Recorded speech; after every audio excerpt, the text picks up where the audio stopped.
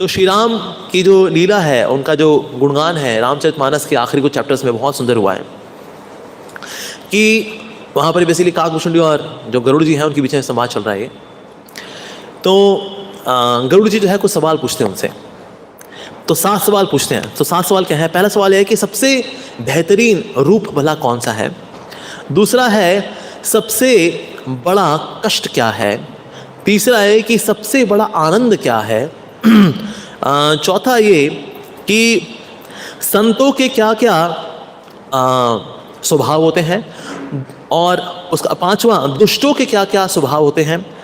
छठा कि सबसे ज़्यादा धार्मिक पुण्य क्या है। और 7वां कि सबसे बड़ा पाप क्या है। ये 7 सवाल पूछे। तो गरुड़ जी ने बड़ा सुंदर जवाब दिया।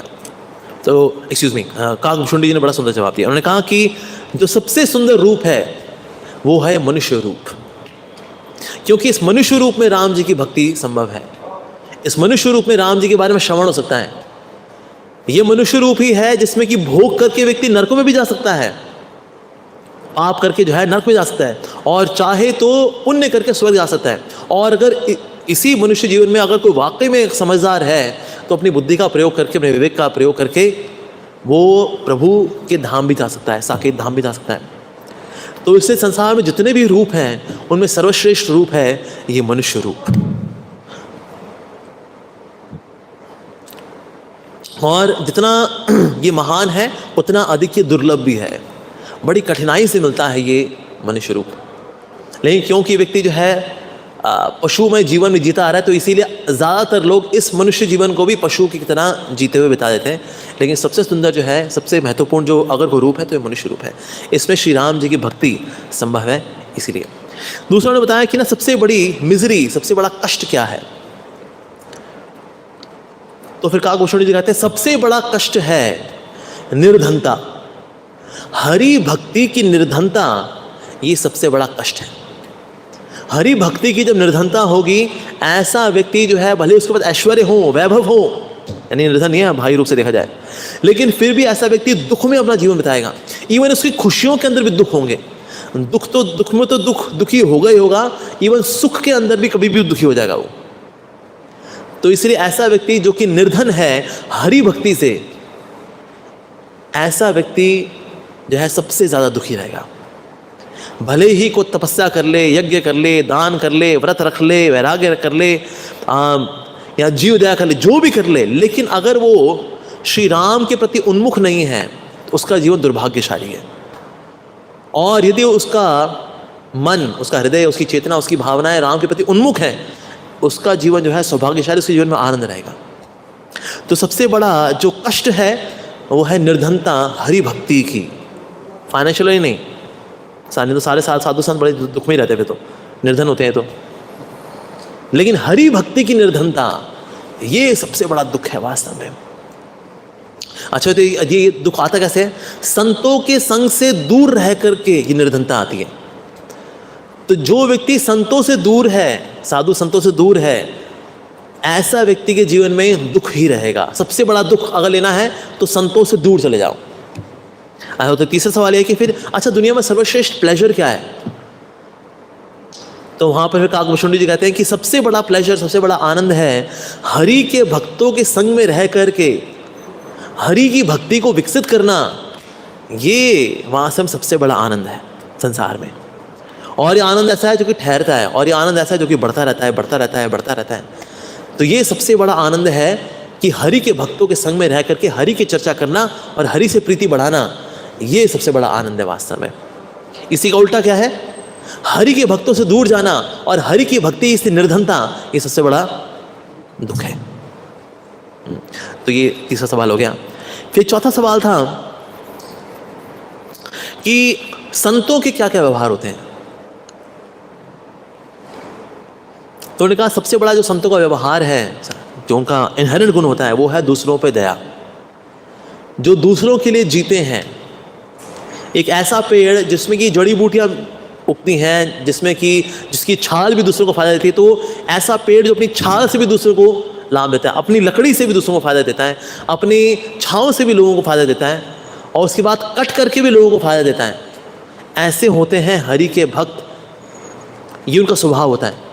सो in the म्यूनिफिसेंस which they carry, यानी उनके अंदर जो दयालुता है, जो दूसरों को जो देने की इच्छा है, ये उनका नंबर 1 गुण है वास्तव में।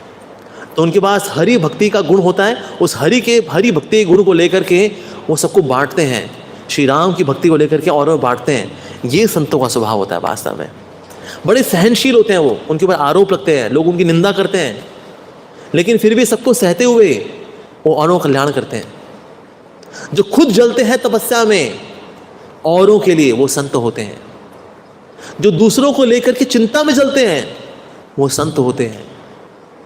जो दूसरों को लेकर करुणा में हमेशा भाव बहुत ही क्या बोलेंगे, भावपूर्ण रहते हैं या ओवरवेल्म रहते हैं, बहुत ही ज़्यादा भावुक रहते हैं, दूसरों कष्टों को लेकर के सोच करिए उसके कष्ट को कैसे दूर किया जाए, ये उनका इनहेरेंट स्वभाव होता है। जो कि दूसरों के कष्ट को लेकर इसका हृदय पसीज नहीं रहा, वो संत है ही नहीं। तो ये संतों का स्वभाव होता है। अच्छा, दुष्ट होते हैं, उनका क्या स्वभाव होता है? ये 5वां सवाल। उनका 5वां जो है, जो संतों का स्वभाव है, इसका उल्टा दुष्टों का स्वभाव होता है, जो दूसरों को कष्ट देते हैं। जैसे ओला होता है ना, ओला क्या करता है, जब गिरता है तो खेती भी बर्बाद कर देता है, खुद ही पिघल के मर जाता है। तो ऐसे ही जो दुष्ट लोग होते हैं, वो दूसरों का भी को दुख देते हैं, कष्ट देते हैं, और साथ साथ में खुद भी मर जाते हैं उसके बाद। फिर ये लोग भांग के जैसे होते हैं। भांग अगर कट भी जाती है तो कट के और लोग जो भांग पिएंगे उनका और बेड़ा गर्क ही होगा। तो ये मर के भी दूसरों को दुख देते हैं, जी करके भी दूसरों को दुख देते हैं। तो ये भांग की तरह होते हैं ये लोग, बुरे लोग। ये उनका नेचर होता है, जो सिर्फ अपने स्वार्थ के लिए जीते हैं और अपने स्वार्थ के लिए किसी को कष्ट पहुंचाने में बिल्कुल नहीं कतराते। ये इनका स्वभाव होता है। तो ये 5वां। फिर 6ठा, सबसे ज़्यादा पुण्य कार्य क्या है, सबसे बड़ा पुण्य क्या है? तो वहाँ पर काकभूषण जी कहते हैं सबसे बड़ा पुण्य है अहिंसा। अच्छा, अहिंसा कैसी? अहिंसा हरि भक्ति को दूसरों में बांटने की अहिंसा। जो हरि भक्ति नहीं बांट रहा वो हिंसा कर रहा है। The one who is not preaching God consciousness, Ram भक्ति, हरि भक्ति, कृष्ण भक्ति, जो दूसरों में नहीं बांट रहा, ऐसा व्यक्ति हिंसा कर रहा है। और जो औरों में हरि भक्ति को बांट रहा है वो वास्तव में दयालु है। तो सबसे बड़ा पुण्य का कार्य है पूरी सृष्टि के अंदर दूसरों को हरि भक्ति के बारे में बताना। ये सबसे बड़ा पुण्य कार्य है वास्तव में, प्रीचिंग। इसे प्रभुपाद जी बोला करते, प्रीचिंग इज दी एसेंस। तो प्रभुपाद जी ने पूछा कि Swami ji, what will happen to the Hare Krishna movement after you leave? आपके जाने के बाद क्या होगा हरे कृष्ण मूवमेंट को, क्या होगा यहाँ के भक्तों का? प्रभुपाद ने कहा, they will all become hippies if they do not preach. प्रचार नहीं करेंगे तो सबके सब हिप्पी हो जाएंगे। तो प्रचार का कार्य जो है करना बहुत जरूरी है। इनफैक्ट जो भक्ति है वो बची रहती है कैसे? प्रचार के द्वारा। इसको बोलते हैं प्रिजर्वेशन बाय प्रोपगेशन। प्रिजर्व कैसे करेंगे हम? प्रोपगेट करके। तो सबसे बड़ा जो पुण्य है वो है श्री राम की भक्ति के बारे में, हरि की भक्ति के बारे में दूसरों को बताना। This is the top most merit, this is real non violence. ये असली अहिंसा है वास्तव में। अच्छा, मोस्ट टेरिबल सिन, सबसे ज्यादा घनघोर पाप क्या है? तो काकभूषण जी ने क्या कहा कि सबसे बड़ा पाप है दूसरों की निंदा करना। विशेष रूप से जो हरि भक्तों की निंदा करते हैं, हर की निंदा करते हैं, यानी शिव जी की निंदा करते हैं, हरि की निंदा करते हैं, ऐसे लोग जो कि भगवान की निंदा करते हैं, शिव जी की निंदा करते हैं, ये लोग तो मेंढक बनते हैं और 1000 जन्म तक मेंढक ही रहते हैं, उसके बाद नरकों में वास करते हैं। जो ब्राह्मणों की निंदा करते हैं, वैष्णवों की निंदा करते हैं, ऐसे लोग सांप बनते हैं और कई जन्मों तक उनको सांप की योनि में भुगतना पड़ता है। उसके बाद फिर वो चमगादड़ बनते हैं। चमगादड़ जिस तरह से मुंह से मल निकालता है, उस तरह से ये लोग भी जन्मों जन्मों तक मुंह से मल निकालते हैं, क्योंकि लोग निंदा करते हैं। क्योंकि हरि की कृपा जो है सबको तारती है, लेकिन हरि कृपा जब देखते हैं निंदक को तो मुंह फेर के वो भी आगे चली जाती है। तो इसलिए अगर हरि कृपा से दूर रहना चाहते तो निंदा करें, और अगर हरि कृपा को पाना चाहते हैं तो निंदा कभी ना करें, किसी की निंदा ना करें, किसी की निंदा ना करें, ना हरि की, ना हर की, ना वैष्णवों की, ना वास्तविक ब्राह्मणों की, कभी निंदा नहीं करनी चाहिए। तो इस प्रकार से ये जो 7 सवाल थे इनका जवाब दिया, जो कि सबके सब हरि की भक्ति, श्री राम की भक्ति इससे कनेक्टेड है। इसके बाद फिर उसमें ये बताते हैं कि ना वैसे तो मेरे में जितना साक्षात्कार था मैंने उसके अनुसार आपको बताया है श्री राम की महिमा के बारे में, लेकिन क्योंकि आपकी बहुत इच्छा थी सुनने के बारे में, सुननी, तो आपकी उत्कंठा को देख करके मैं भी हृदय से बोल पाया श्री राम के बारे में। तो इसलिए अगर सुनने वाले अगर बहुत सजग रहते हैं, आंख खोल करके सुनते हैं, ऐसे करके नहीं सुनते और ध्यान से सुनते हैं, तो उनकी उत्कंठा क्या करती है, किसी प्रवचन करता हो चाहे वो कोई भी हो, उसका मन करता है कि हम और हरी कथा बांटें, क्योंकि सबका सुनने का बहुत मन है यहाँ पर। तो व्यक्ति भी फिर अपने हृदय से और बांटता। तो इसलिए फिर काकभूषण जी ने कहा कि मैं हृदय से बता पाया क्योंकि आपकी बड़ी सुनने की उत्कंठा थी, इसीलिए। अच्छा, ये जो हरि कथा है, श्री राम की कथा, बोला किसको नहीं करनी चाहिए? तो ने कहा जो वैष्णव निंदुक है, जो ईर्ष्यालु है और जो कामुक है, इनको नहीं करनी चाहिए। ये लोग जो है हरि भक्ति को, हरि की कथा को नहीं समझ पाते। ये बीच में उबासी लेंगे, करते रहेंगे, बीच में मोबाइल फोन करें, यहाँ वह देखते रहेंगे।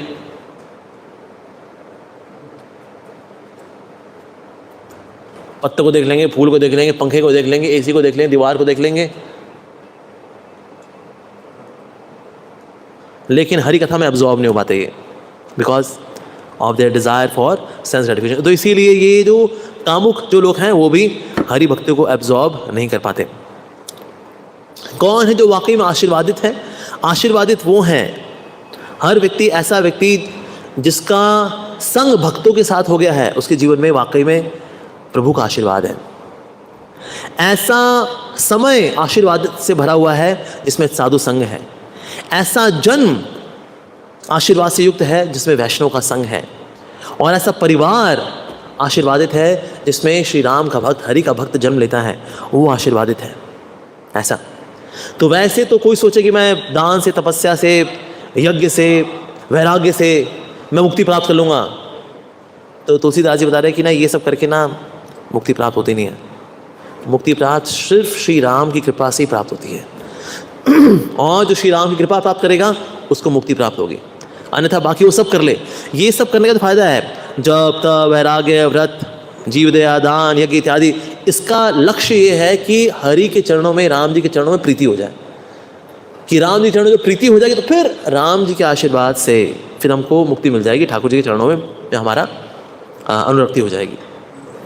ये इसका लक्ष्य है वास्तव में। लेकिन मान लीजिए अगर कोई नहीं कर पाता, तब जब वैराग्य, दान ये सब नहीं कर पाता, तो उसके लिए फिर वन शॉर्टकट तरीका ये है, श्री राम की कथाएं। श्री राम की कथाओं को बार बार इन हरि कथाओं को सुन करके हरि से प्रीति बढ़ेगी। उस प्रीति से फिर शक्ति मिलेगी कि हम ये सब भी कर सकें। और इससे भी अल्टीमेटली होना क्या है, भगवान के चरणों के प्रति प्रीति ही आएगी। तो इस प्रकार से वास्तव में भगवान की कृपा से ही सब कुछ पाता है। लेकिन भगवान की कृपा जो है वो उन्हीं कथाओं में समाई हुई है। इसलिए कथाएं बोलनी भी चाहिए, सुननी भी चाहिए, उन्हें प्रश्न पूछने चाहिए। जैसे भागवतम के अंदर आ रहा है कि हरि कथा इतनी महान है कि हरि कथा को जो बोलेगा, जो प्रश्न पूछेगा और जो सुनेगा, इन तीनों को लाभ मिलेगा। तो विश्वनाथ चक्रवर्ती ठाकुर कहते हैं इन द डिसेंडिंग ऑर्डर, सबसे ज्यादा लाभ मिलेगा हरि कथा करने वाले को, सबसे ज्यादा लाभ मिलेगा उसको। सेकंड लाभ मिलेगा प्रश्न पूछने वाले को, सिल्वर मेडल। और थर्ड लाभ मिलेगा सुनने वालों को, कि भाई इन्होंने प्रश्न भी नहीं पूछा लेकिन सुने हो, तो उनको भी लाभ मिलेगा, बट डिसेंडिंग ऑर्डर में। तो इसीलिए सबसे ज्यादा लाभ चाहते हो तो हरि कथा बोलनी भी चाहिए। तो सुनने के बाद फिर इसको बोलना भी, इसको रिपीट भी करना है और को हमें प्रोपोगेट करना है इसको, तो ये भी हमको करना चाहिए।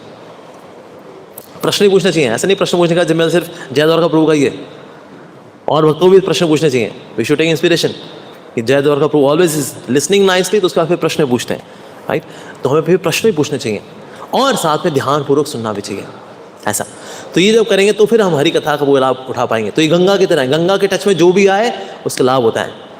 कोई उसमें जो आचमन कर ले उसका भी लाभ होता है, कोई उसमें लोटा भर के अपने ऊपर डाल ले उसका भी लाभ होता है, जो उनमें डुबकी लगा दे उसका भी लाभ होता है। लेकिन जो डुबकी लगाएगा उसका सबसे ज़्यादा लाभ होता है, जो लोटा अपने ऊपर डाल ले उसका सेकंड लाभ होता है, जो उसमें से अंजलि में भर करके ओम केशवाय नमः कर ले उसका भी लाभ होता है। लेकिन सबसे ज़्यादा लाभ होता है जो कि हरि नाम लेते लेते गंगा में स्नान करे। यस, तो ऐसा इस प्रकार से हरि कथाओं का जो पान करना अत्यधिक आवश्यक है। तो इस प्रकार से आज हमने सुना श्री राम ने किस प्रकार से अपनी लीलाओं को समाप्त किया। कुछ मूर्खानंद ऐसे लोग भी हैं, जो अमरूद के कीड़े, पपीते के छिलके, ऐसे लोग भी हैं जो ये मानते हैं कि श्री राम ने अपनी लीला समाप्त की आत्महत्या करके। बहुत दुखी हो गए, वो फिर सरयू नदी में वो भी कूद गए। उससे पहले सीता मैया ने भी आत्महत्या कर ली थी, लक्ष्मण ने भी आत्महत्या कर ली थी। Ayodhya was such a sad story कि सब आत्महत्या कर गए। पर ऐसे मूर्खानंद लोग जो होते हैं वो ये एक बात कभी नहीं समझ सकते कि इसके बाद हुआ क्या, क्या वो सरयू नदी में चले गए, फिर क्या हुआ। उसके बाद वो किताब बंद कर कहता बस रामायण पढ़ ली हमने। सर आगे भी है, आगे ये हुआ कि अनंत शेष लक्ष्मण जी प्रकट हो गए अनंत शेष के रूप में। तो उनके जो चक्र हैं, जो उनके शंख हैं, शत्रुघ्न भरत वो भी हैं, श्री राम भी हैं वहाँ पर, सीता मैया भी हैं, अयोध्यावासी हैं, इनके साथ एज इट इज गए। ये भी तो पढ़ना चाहिए रामायण के अंदर। तो इस प्रकार से श्री राम ने अपनी लीलाओं को समाप्त किया। Again may be in some other universe फिर से लीला चल रही है। हालांकि हरि कथा की लीला तो हमेशा चल रही है। श्री राम की लीला चलती है त्रेता युग में फॉर 11,000 ईयर्स, या कुछ जगह लिखा है 12,000 ईयर्स। लेकिन हरि कथा की लीला तो नित्य है। सतयुग में, त्रेता में, द्वापर में, कलयुग में हमेशा चल रही है लीला, कथाओं की लीला, श्री राम की कथाओं की लीला। तो इसीलिए इन लीलाओं में भाग लेना है हमें, तो इस लीला में भाग लेना चाहिए। शब्द ब्रह्म, तो शब्द ब्रह्म की जो लीला है, इस लीला में हमको भाग लेना चाहिए। तो इससे सबसे अधिक सौभाग्यशाली कौन है? जो वो हैं जो हरि कथा में इनको एक बार बैठने का मौका मिलता है, ऐसे लोग सौभाग्यशाली हैं। जो हरि कथाओं में बार बार बैठते हैं वो और सौभाग्यशाली हैं। और सबसे अधिक सौभाग्यशाली हैं जो नियमित रूप से हरि कथा भी सुनते हैं और वैष्णवों की सेवा भी कर पाते हैं, वो सबसे अधिक सौभाग्यशाली हैं। So there are fortunate, more fortunate and most fortunate. So we should try to become most fortunate actually. Hearing Hari katha not just once, साल में एक बार या कभी कभी, हाँ, ऑलवेज ऑलवेज नित्यम भागवत सेव्या, ये हमें करना चाहिए। जब हम ये करेंगे, हरि कथाओं को श्रद्धा भाव से सुनेंगे, ये कथा का श्रवण करने का ये जो भाव है, इससे सेवा होती है, हरि कथाओं की सेवा होती है। जब सेवा होती है तो फिर हमें फिर कृपा प्राप्त होती है, उससे फिर श्रद्धा आती है हमारे पास। That's the way actually. तो इसीलिए श्रद्धा भाव से सुनना ये बहुत अधिक आवश्यक है। तो इसलिए तुलसीदास जी बता रहे हैं रामचरितमानस के अंदर आखिर में कि जो इस राम कथाओं को जो कि श्रद्धा भाव से सुनता है, उसका जीवन फिर धन्य होगा ही होगा। This is a shortcut way, shortcut way. श्रवण करना, श्रवण करके भक्ति में आगे बढ़ना, श्रवण करके अपनी भक्ति को नरिश करना, श्रवण करके जो भक्ति बीज है उसके ऊपर हम पानी डालते हैं, और पानी डालते हैं फिर उसमें स्प्राउटिंग होती है। साधु संघ की धूप में हरि कथा के श्रवण में जो भक्ति की कथा का जो बीज होता है वो अंकुरित होता है, फिर वो बड़ा होता है और बड़ा होता है। लेकिन सब बार बार ये दो चीज़ें हमेशा करनी पड़ती हैं, सूरज की रोशनी भी और पानी भी। पानी है श्रवण कीर्तन और सूरज की रोशनी है साधु संग। जब ये दोनों हमेशा होते रहेंगे, फिर ये बीज क्या करेगा? अंकुरित होकर बड़ा होते होते होते होते फाइनली ये जो लता है बड़े होते होते होते होते ये पहुंचती है ठाकुर जी के धाम में। वहाँ फिर ये फूल बनती है, ये फूल है भाव भक्ति। फिर इसमें फल निकलता है, मीठा फल, वो है भगवत प्रेम। लेकिन तब तक पानी डालते रहना, और उसके बाद भी पानी डालते रहना, पानी डालते रहना, धूप देते रहना, पानी डालते रहना, धूप देते रहना। ये करते रहेंगे, दैट्स द परफेक्शन एक्चुअली। तो इसीलिए जीवन की वास्तविक सफलता है कि हम श्री राम के बारे में सुने। जैसे अभी हमने ये रामायण जो पूरी कर पाए, ये निश्चित रूप से हम आशीर्वाद से पूरी कर पाए। बिना आशीर्वाद के हम हरि कथा पूरी नहीं कर सकते। और जब श्री राम जा भी रहे थे तो उस वक्त सिर्फ एक ही व्यक्ति था जो पीछे रह गए थे। वो कौन थे? Hanuman ji. Just to ensure कि राम कथाएं चलती रहें, जहाँ चलती रहती हैं उन राम कथा को रिलिश भी करते हैं, भले टूटी फूटी करते हैं हम राम कथा, लेकिन फिर भी हनुमान जी रिलिश करते हैं। जिस तरह से माता पिता अपने बच्चों की तोतली भाषा को रिलिश करते हैं, बच्चों को जी बोलते रहता है पापा पापा लव यू, पापा बाबा बाबा बाबा लव यू। कहता है देखो बोल रहा है लव यू बोल रहा है, अरे देखो कितना प्यारा बच्चा है। अरे बच्चों की तोतली भाषा माता पिता को आनंद देती है। उस तरह से हम भी भले ही हरि कथा, श्री राम कथा दक्षतापूर्वक ना कर सकें, उसमें मिस्टेक्स भी होंगी, गलतियां भी होंगी, लेकिन फिर भी हनुमान जी हमको बच्चे के रूप में देख करके आनंद लेते हैं कि देखो बच्चे प्रयास कर रहे हैं, श्री राम कथा बोलने का प्रयास कर रहे हैं। तो इस प्रकार से फिर हनुमान जी बहुत प्रसन्न होते हैं और साथ ही कृपा भी देते हैं। जो सुनने वाले हैं उनके ऊपर भी कृपा करते हैं, जो बोलने वाले हैं उनके ऊपर भी कृपा करते हैं हनुमान जी। तो जैसे Hanuman ji is always anxious to hear Hari katha and spread Hari कथा, क्योंकि हरि कथा के जो सम्राट हैं वो हैं हनुमान जी। जो राम लीला के अंदर ही रामायण कर जाए, रामायण के अंदर ही रामायण बोल दे 2 बार, सीता जी रामायण भी कर दे और रामायण भी कर दे, रमायण मतलब कि सीता मैया रमा उनका आयन यानी कि उनकी कथा, और रामायण यानी राम जी कथा भी कर दे रामायण के अंदर ही अंदर, तो वो तो हनुमान जी के वास्तव में। दूसरे जो ग्रेट टीचर्स हैं राम कथा के वो हैं लव कुश। तो इस प्रकार से जो लव कुश हैं वो भी they are the expert preachers of Shri Ram Lila. तो इसीलिए इनका आशीर्वाद देते हुए, लव कुशी का आशीर्वाद देते हुए, हनुमान जी का आशीर्वाद देते हुए कि आप हमारे लिए यहाँ पर हैं ताकि संसार के अंदर हरी कथाएं ठीक से होते रहे आपके आशीर्वाद के द्वारा और संसार का भला होता रहे, तो मैं हनुमान जी के चरणों में भी कृपा की याचना करनी चाहिए वास्तव में। परम राम भक्त श्री हनुमान जी की जय। सियावर रामचंद्र भगवान की जय। श्रील प्रभुपाद की जय।